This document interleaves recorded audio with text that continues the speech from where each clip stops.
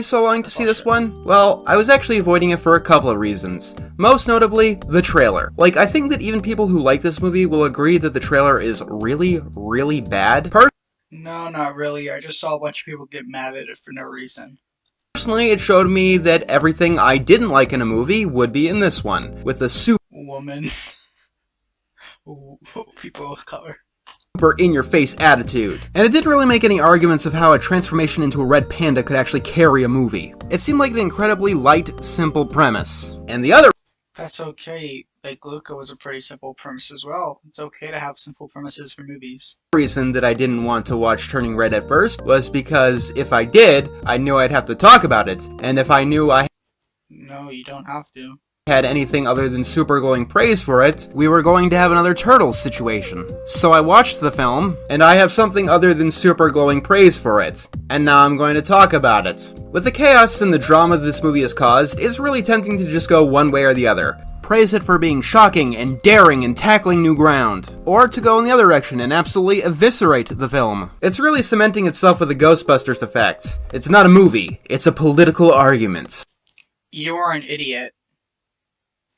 Like, what? This movie didn't really have politics. It's about puberty. Do you think puberty is political if it's a woman involved? Like Thundercats Roar, High Guardian Spice, or Masters of the Universe Revelation before it, or She-Ra, or I can keep going She-Ra's a good show. You can cope. on. These arguments are largely annoying, and they shouldn't be engaged in on any side of the argument. Why are people of color and women in my movies? Get them out of here. Whether you're a defender or a detractor. If you're a detractor, it elevates the status of the movie and gives it more importance than it really deserves. If you're a defender, you obscure the actual merits of the movie and turn it into a target, which actually does hurt the artists in the long run, and hurts the actual political headway of whatever movement you're arguing for even more. Oh, that's not even mentioning that you're playing pawns to billion-dollar corporations that have packaged your personal values and have sold them back. Yes, that's how companies work, where they take advantage of you by doing whatever's popular. That doesn't make it inherently bad when they do something that's good. Back to you. Turning Red is a mixed bag. Actually, I don't even know if that's the best way to describe it. It is the Pixar film that I am the most mixed on. There are Pixar films that I absolutely love, like Soul, WALL-E, or Ratatouille. There are Pixar films I don't like Cars 2. And then there are Pixar films I don't care about, like A Bug's Life or The First Cars. Turning Red is a film I'd probably like if it wasn't for some glaring problems that took me right out of the experience time and again. So Turning Red stars an Asian-Canadian girl named Miley, growing up in Toronto in 2002, where one night she learns that she becomes a giant red panda whenever she feels any particularly strong emotions. This is complicated by the fact that she has an overbearing mother, is going through middle school, and puberty. It's a fairly simple movie despite all the drama, and yet there's a ton to talk about. I'm going to start with what held me back from actually enjoying the movie, and that is May's mother, Ming. I'm gonna be dead straight with you. I hated this character so much that I thought I would have to stop watching the movie. Ming is a helicopter parent, the type who controls every little thing about their child's You understand that, like, having an overbearing parent's actually okay for a movie, right?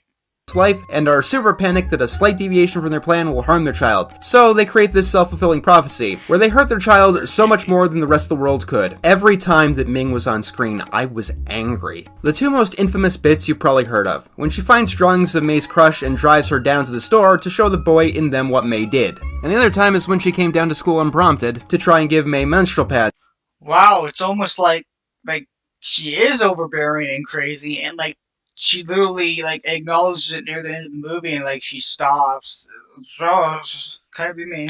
Without any self-awareness that she was doing it in front of her whole class. There's also a third moment that really struck me, and that's when May goes to Tyler's party, and Ming was so blind to any possible reasons that May might rebel, especially after the first two incidents, that she basically stops May from seeing her friends. Every time Ming was on screen, this was some of the most uncomfortable a Disney Pixar film has ever made me feel. And need I remind you that this is a film about puberty, in which the problem is solved with twerking.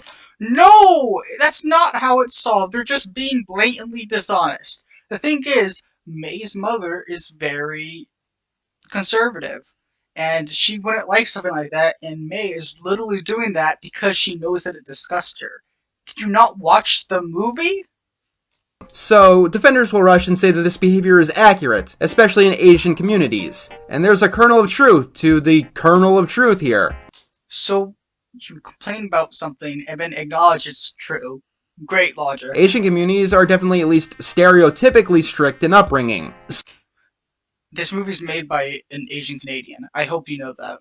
So, pardon my ignorance. Is it realistic to take a child's drawing of a crush, drag her down to a convenience store, and confront the person in said drawing in a store full of people? Especially if you are under the delusion that these things actually happened, despite one of the drawings being the boy as a merman. Is it really realistic? It's almost like she's crazy, and that's the point. To try and directly give menstrual pads to someone and not leave them with a nurse at school. Ming's behavior is too over the top. Actually, no, it's not. That's actually the problem. The problem is that it's realistic. It's something that could feasibly happen if you were one of the worst, most brain-dead people.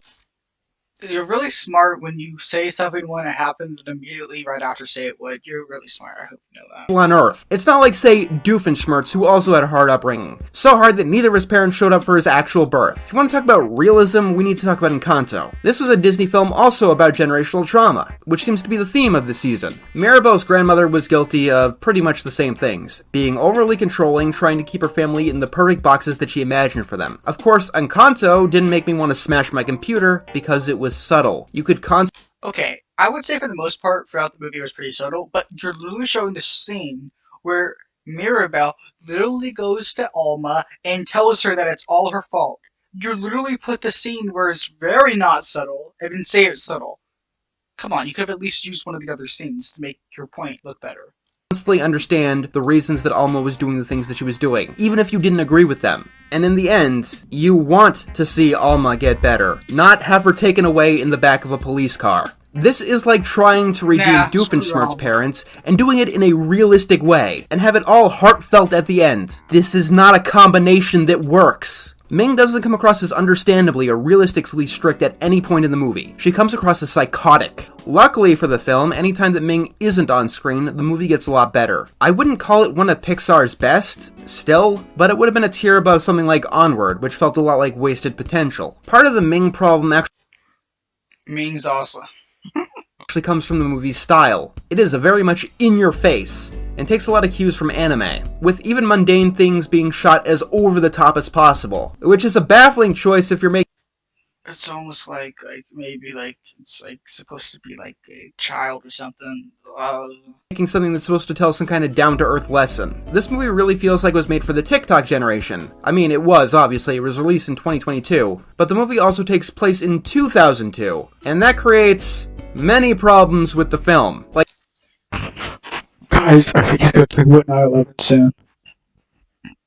I hear some of the slang in this film, like the word besties, and while that term did apparently exist way back when, you would not be hearing that in middle school. The movie also overestimates So you acknowledge it's from back then, and then claim it wouldn't be happening. Great job. how common cell phone use was among middle schoolers at the time. It wasn't until the mid to late 2000s when cell phones became a common thing in middle schools. Like, unless the family was rich, even the adults at the time would be using beepers. The anime style also feels off due to the time period. While anime did exist in the West, obviously, besides Sailor Moon or It's child, just, and it's based off someone's like own life. Jesus, man.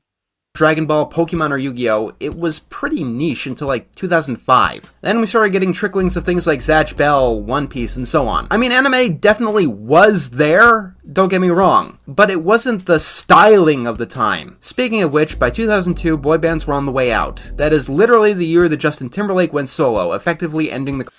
Is it?